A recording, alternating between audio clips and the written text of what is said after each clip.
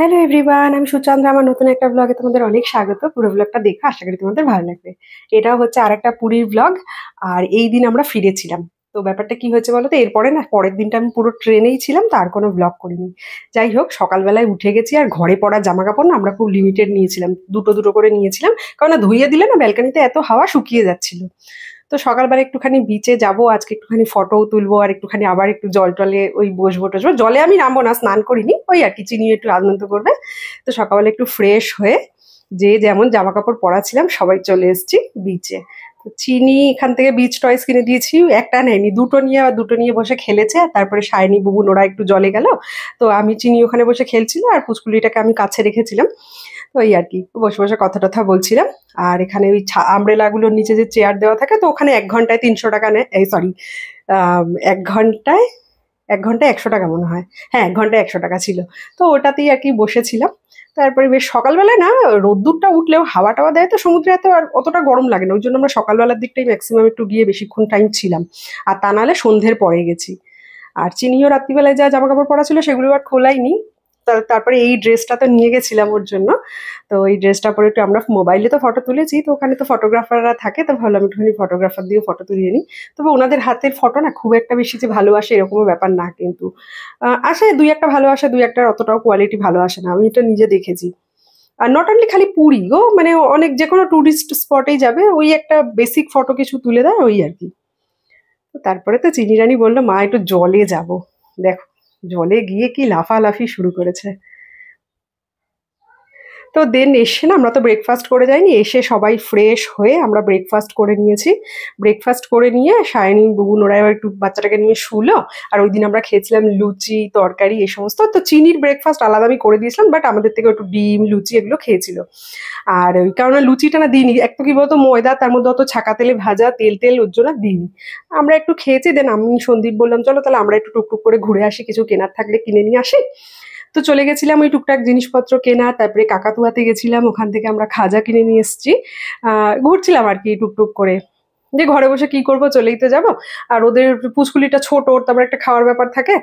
তো ওর জন্য ওরা একটু রেস্ট নিচ্ছিল ব্রেকফাস্টটা করে। তারপরে ও একটু ঘুমাবেও। তো চিনিও কি করেছিল বলতো, এই যে বিচ থেকে এসছে ফ্রেশ করে, মানে স্নান করিয়ে দিয়েছিলাম উষ্ণ গরম জলে। দেন না আমরা এসে ওই শপিং টপিং করে এসে আমরা বেশ খাওয়া দাওয়া লাঞ্চ আর কি করেই নিয়েছিলাম, কিন্তু চিনি ওখান থেকে এসে ওর হাত পা ধুয়ে দেওয়ার পরে না এসিটা যেই চালিয়ে দিয়েছে, ও একদম ঘুমিয়ে পড়েছে। তা আমাদের যত ফটো টটো তোলা ছিল সব ওই গেটের নিচে এসে দিয়ে যায় হোটেলে। তো এই ফটোগুলো সব কালেক্ট করে নিলাম। তো পুজো দেওয়ার দিন তো বলেছিলাম তোমাদেরকে, আমাদের একজন পান্ডাকে ধরা মানে নেওয়া হয়েছিল, তো ওই আর কি ঠাকুরমশাই আর কি আমাদেরকে ওই যে দেখতে পাচ্ছ নিচে স্কুটিতে করে এসছে প্রসাদ দিতে। আহ চিনি ঘুমিয়ে পড়েছিল বলে চিনির লাঞ্চটাই দেরি হয়েছিল, আমাদের তো সবার খাওয়া হয়ে গেছিল, ওর লাঞ্চটা এনে আমি রুমে রেখে দিয়েছিলাম। তো ও উঠে খেলো, খেয়ে দাঁত ব্রাশ করছে। কি সুন্দর যে হাওয়া দিচ্ছিল, কি মিস করছি দেখো, এখন ভিডিওগুলোর ভয়েস ওভার দিচ্ছি, তার বেশ মিস করছি, কেমন হুশ করে চলে গেল কটা দিন। আর চিনির চুলের অবস্থা দেখো শ্যাম্পু করার পরে। দেন আবার আমরা একটুখানি বিশ্রাম নিলাম, সবাই গল্প গল্প করছিলাম, তারপরে এখানে আবার চলে এসেছি রেডি হয়ে। চিনি রানীকেও রেডি করিয়ে দিয়েছি। তারপরে আমরা সবাই রেডি হয়ে, আর দেখবে কোথাও ঘুরতে গেলে কেনাকাটার আর শেষ থাকে না। তো মিষ্টিটা আবার কয়েকটা, মিষ্টি হচ্ছে শাইনি, তো ওর কয়েকটা জিনিসপত্র আবার একটু চেঞ্জ করার ছিল, নেওয়ার ছিল, তো ওগুলোই আর কি করছিলাম। আমরাও টুকটাক জিনিসপত্র নিয়েছি, আমার একটা ওই ব্যাগ নেওয়ার ছিল বড়, কারণ কয়েকটা জিনিসপত্র ব্যাগে আনার ছিল, তো ওটা নিলাম।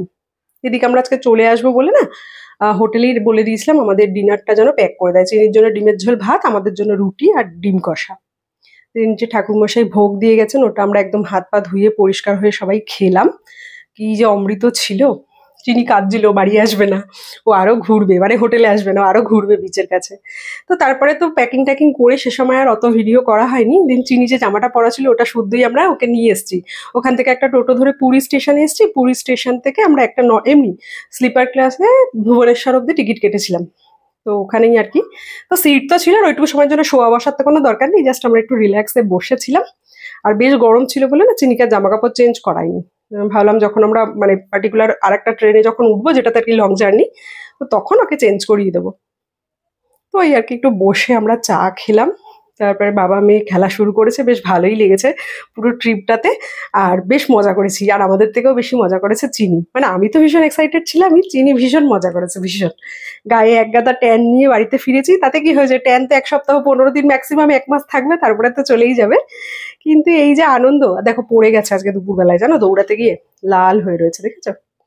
দেন ভুবনেশ্বর স্টেশনে আসার পরে প্রথমে ট্রেন 1 ঘন্টা লেট, 2 ঘন্টা লেট, আলটিমেটলি 3.5 ঘন্টা বাদে ট্রেন এসছে।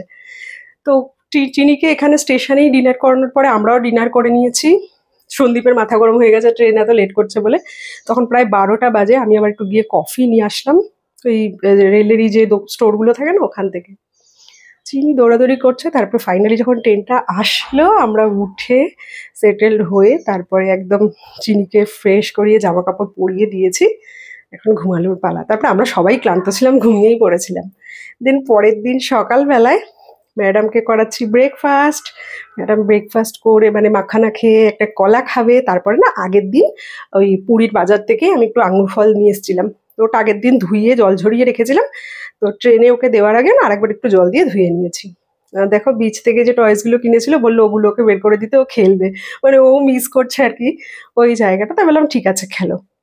তার সাথে সাথে এই ব্লগটা শেষ করি, কি কি কিনে এনেছি আর একটা ব্লগে শেষ করবো। টাটা, সবাই খুব ভালো থাকে।